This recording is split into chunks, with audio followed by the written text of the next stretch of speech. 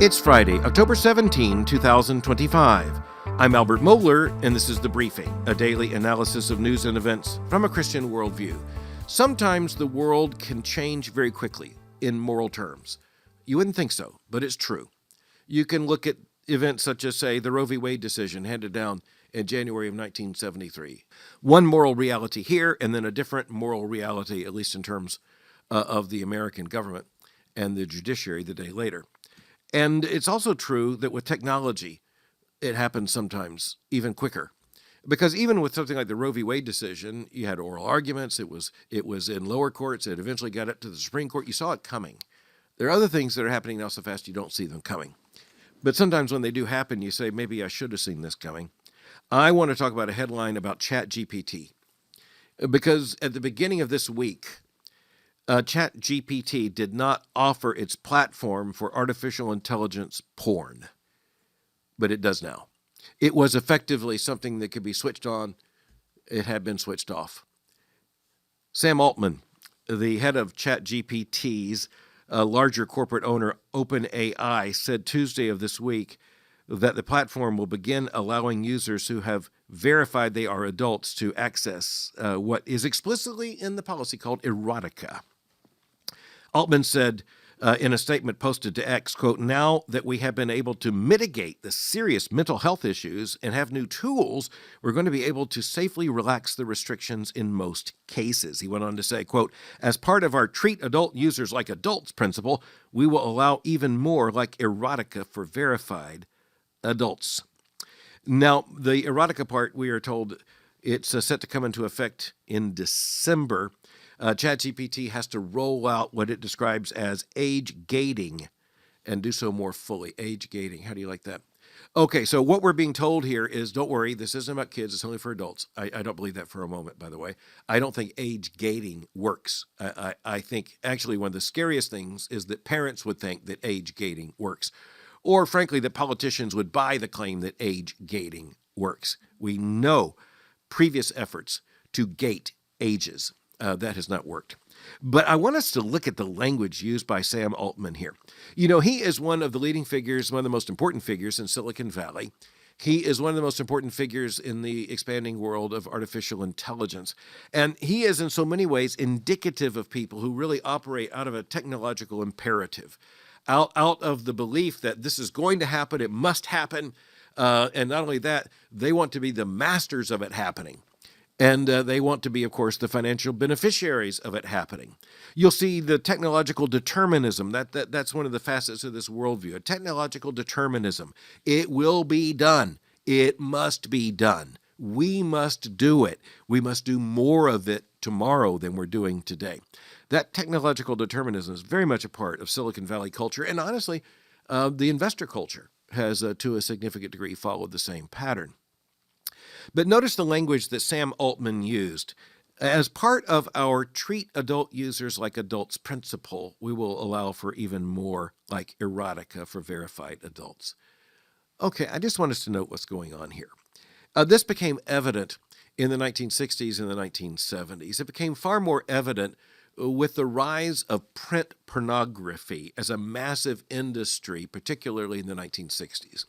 So how would you account for, say, Playboy, Penthouse, the pornographic magazines of the day, and then, of course, the burgeoning film industry, which didn't exist as an industry unto itself until the 1960s, really exploded in the 1970s and 1980s. That was before the digital age. It exploded many times over after that. But you know, how did you describe it? It became known as the adult entertainment industry. Now, one of the things Christians have to always watch is when language is being intentionally used as a moral discount. And that's exactly what's going on here. A moral discount is when you say, this isn't drug abuse. It's a drug dependence phenomenon. You can say it's not a lie, it's a half-truth. You can do all kinds of things. And of course, mitigating issues by moral euphemism is something that has a very old history. But when you talk about something as explicit, and yes, I do mean to use the word in this case, explicit as pornography, it is explicitly immoral.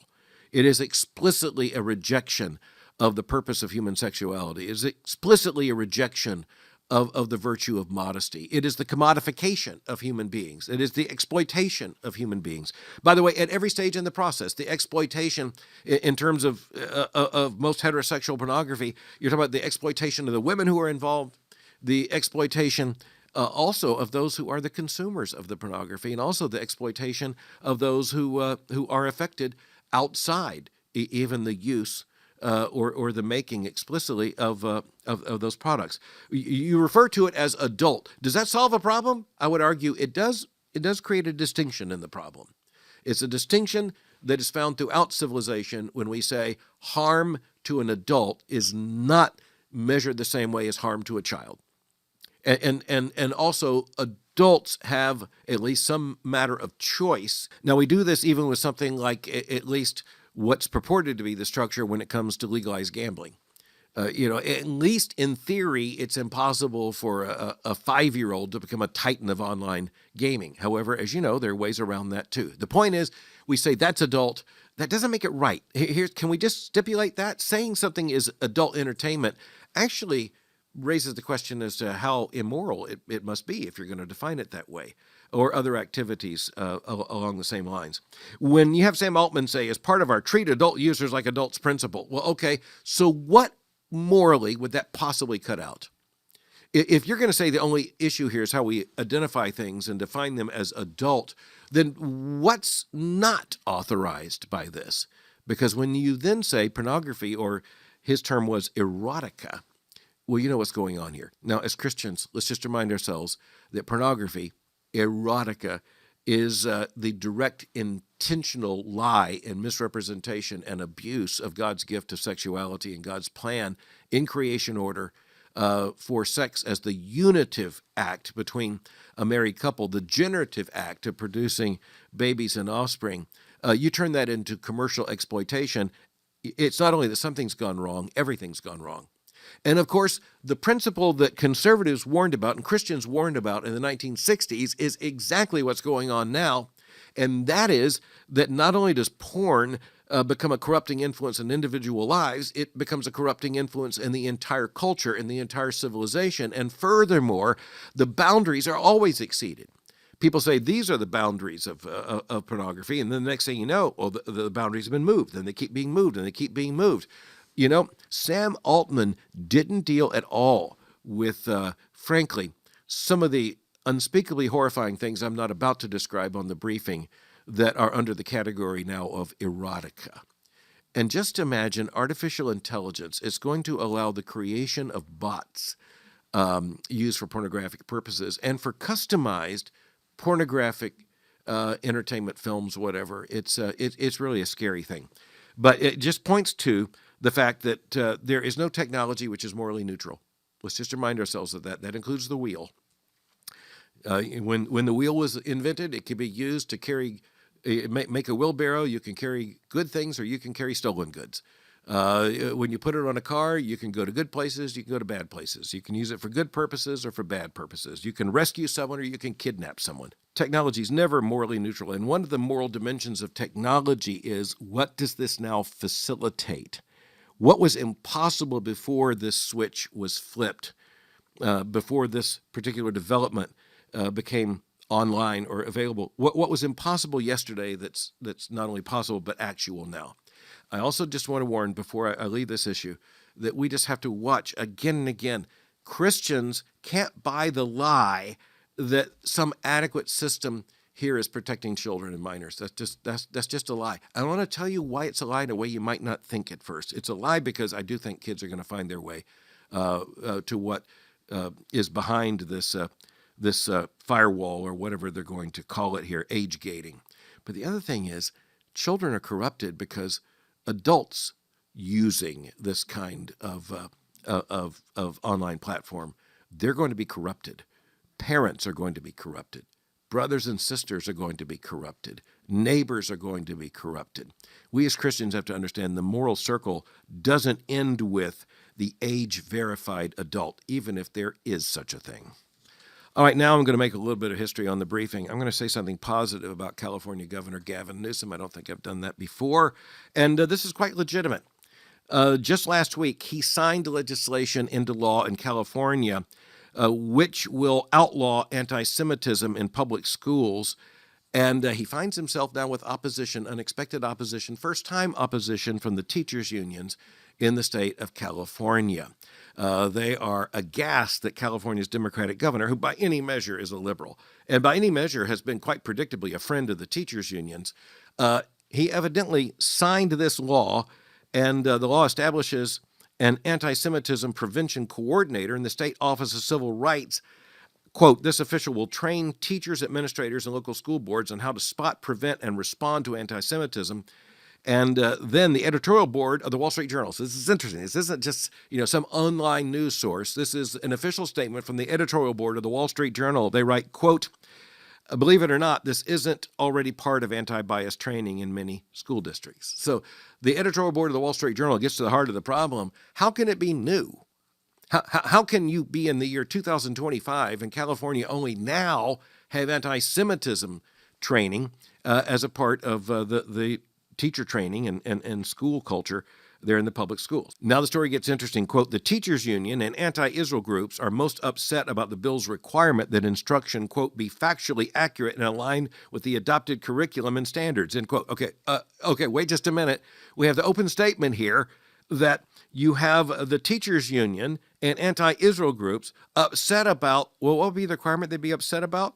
That is that instruction, quote, be factually accurate and aligned with the adopted curriculum and standards under existing law, and, quote, be consistent with accepted standards of professional responsibility rather than advocacy, personal opinion bias, or partisanship. This is being opposed by groups, predictably, such as the Council on American Islamic Relations. That group said, and I quote, that the legislation would silence discussion of Israel's ongoing campaign of genocide, ethnic cleansing, and forced starvation of children and families in Gaza. As the Wall Street Journal's editorial board says, silent students can still discuss the war in Gaza, but teachers can't portray the Jewish state and its supporters as genocidal killers. All right, so it's just very interesting. And Gavin Newsom, who clearly has his eye on the 2028 Democratic presidential nomination, this shows you what happens. There are political quandaries on the right, to be sure. This is a political quandary on the left. How in the world can he sign this legislation and keep peace with the teachers' unions and, frankly, with the far left of the Democratic Party, which is turning openly anti-Semitic, and certainly anti-Israel? It's going to be very interesting to watch. But, when you see someone do the right thing, it's the right thing. And Gavin Newsom, California's Democratic liberal governor, signing this legislation was the right thing. And again, the Wall Street Journal editors are right. Why did it take so long? Okay, let's turn to questions. I'm always glad to hear from listeners to the briefing. Just write me at mail@albertmohler.com. And I'm thrilled with the questions that come, such smart, intelligent questions. And I like to talk about the ones I think will really help other people also to think some of these issues through. A young man from Oklahoma writes, and he's writing asking a question about nationalism, patriotism, and the city of God by the towering theological figure of the early church, Augustine. And this is what he writes. He says, quote, I sense there is a distinction between patriotism and nationalism. American patriotism seems rooted in gratitude, sacrifice, freedom, and a foundation for Christian morality, or of Christian morality. Nationalism, on the other hand, appears to be a kind of ultimate allegiance that seeks to preserve the nation at all costs. Is that a fair assessment? And he talks about Augustine's city of God, reminding us that our true home is in the heavenly city, but God has left us by his providence here in the earthly city with a mission. So let's talk about this. Number one, the word patriotism and the word nationalism. It's very interesting. This is a very bright young man who writes in saying that he sees a distinction. American patriotism, he says, seems rooted in gratitude, sacrifice, freedom, and a foundation of Christian morality. I think all those things belong together, except perhaps the foundation of Christian morality. I think some people would define patriotism just basically as gratitude for sacrifice and freedom, and say that those who have fought in wars and protect the nation. But let's remind ourselves of the derivation of the word. Patria refers to father, refers to fatherland, the land of our fathers. And of course, it means fathers and mothers. But the point is, the word patriotism might actually be a tighter word than the word nationalism. And in the 20th century, patriotism, understood rightly, etymologically, may have been a more dangerous word than nationalism. But you raise a very good issue. What should be a Christian patriotism? And I would argue that, informed by Scripture, a Christian patriotism should be thankful for the fact that God has given us preserving units in human society that turn out to be worthy of our allegiance and worthy of our faithfulness and worthy of our love and worthy of our common commitment. And it is true that our fatherland, our motherland, the place where we have been given life and in which we've been raised and has given us great blessings, we owe a certain allegiance and, well, there's the word, patriotism to it. It becomes an even more important issue, I think, when you understand the particular nature of America as a project. And so the United States of America was begun to establish a new patria. A new order of the ages is actually a part of the original American experiment. It was a reset. And this is where we have to remember there's continuity and there's discontinuity.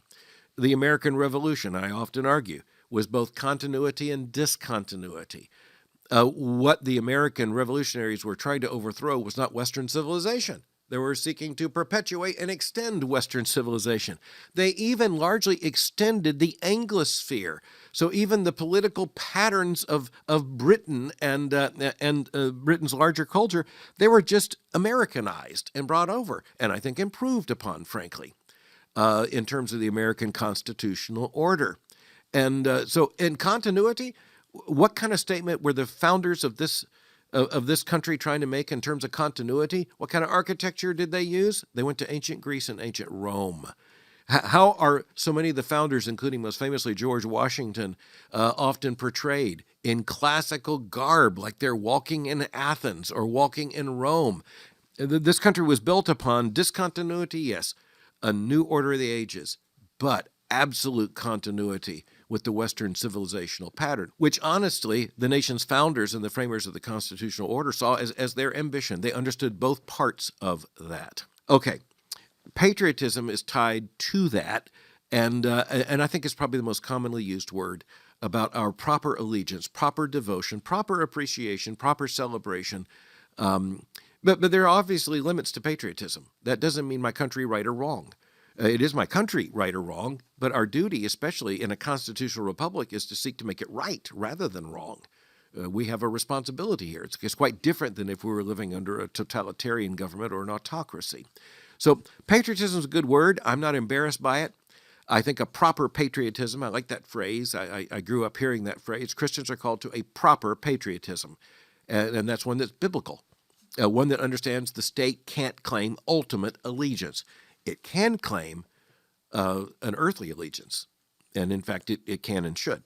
Okay, so the other word is nationalism, and this man, again, very intelligently writes, it appears to be a kind of ultimate allegiance that seeks to preserve the nation at all costs. Is that a fair assessment? No, I don't think it is, but I can understand in current usage why you might think that. I would argue that nation, and that's a word that, of course, is used in English, but we could go back to linguistic origins. But for one thing, I want to go back to the table of the nations found in Genesis, in which you have the establishment by God's providence of different nations, different. Well, you say first that might mean ethnic groups, but they're going to be gathered in different nations. And thus, you look at the Old Testament, you already have the rise of groups are identified as nations. Israel is identified as a nation. At one point, Judah is also identified as a nation. And there are other nations around them. Israel is surrounded by powerful nations that want to extinguish it. So the word nation, I don't think is a problem at all. And in fact, I'm going to argue for a certain form of nationalism. And so why and how? I don't believe in any kind of idolatrous nationalism, a form of fascism. And yes, the 20th century warned us that those kinds of things can happen. That's where the state takes on an ultimate allegiance. The nation is really positioned in eschatological terms. And sometimes American Christians can be tempted to talk that way, as if America is the final destiny of history. It isn't. The kingdom of Christ And that's Augustine you raise. It's the heavenly city where we have our primary citizenship, and that's where we place our greatest hopes. We don't put ultimate hopes in the earthly kingdom, even the earthly kingdom of the United States of America. But going back to the table of the nations, I think there is a basic biblical principle, and it comes down to the Christian principle of subsidiarity. And that is that there are basic units that cannot be jumped over and have human flourishing.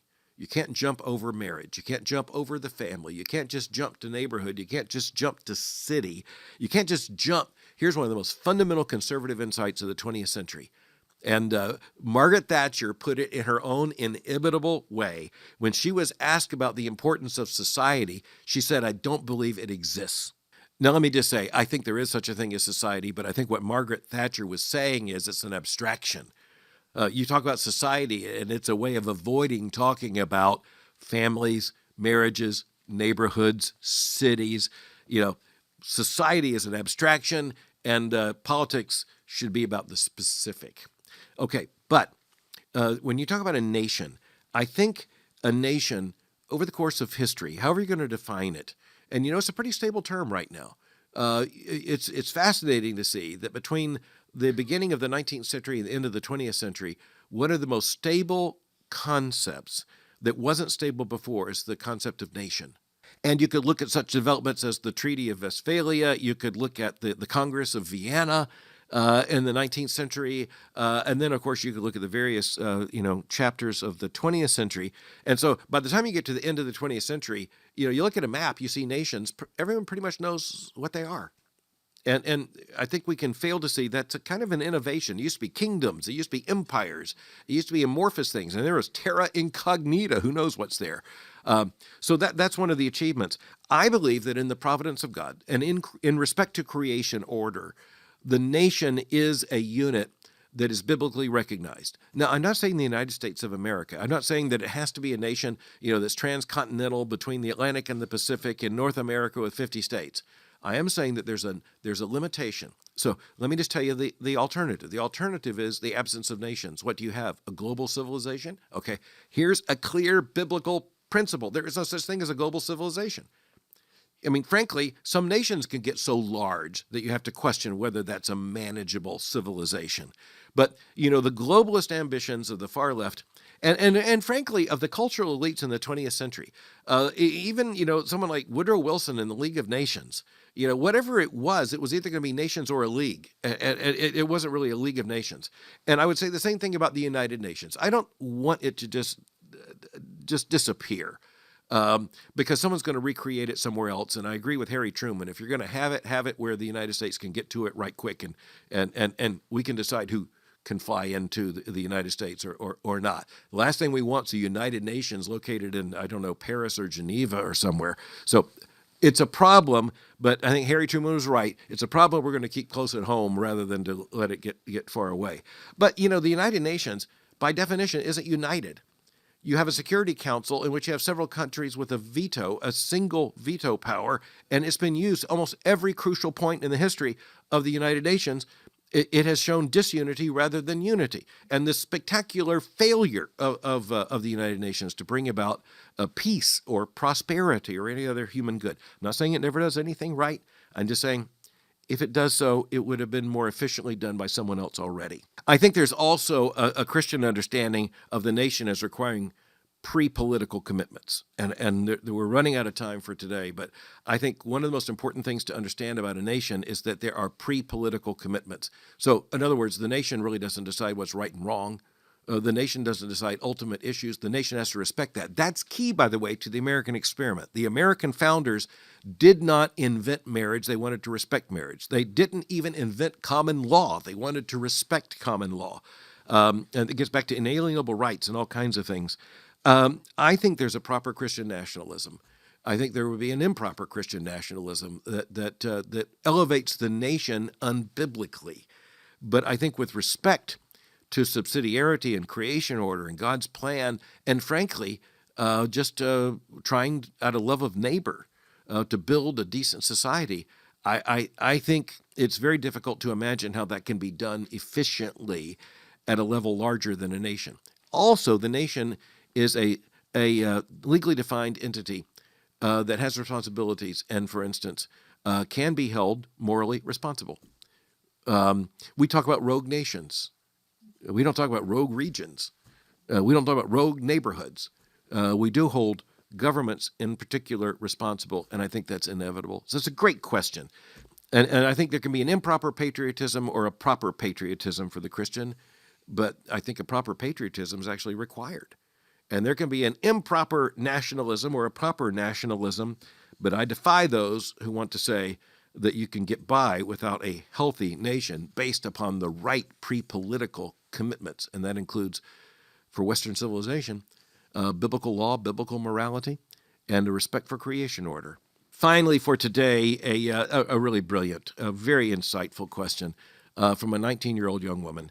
And she writes in saying, how can I rightly approach the topic of God's emotions without demoting or domesticating his holy nature, end quote. I just love hearing from a 19-year-old young woman who asked such a wonderful, faithful question. Number one, God doesn't change. Our emotions change.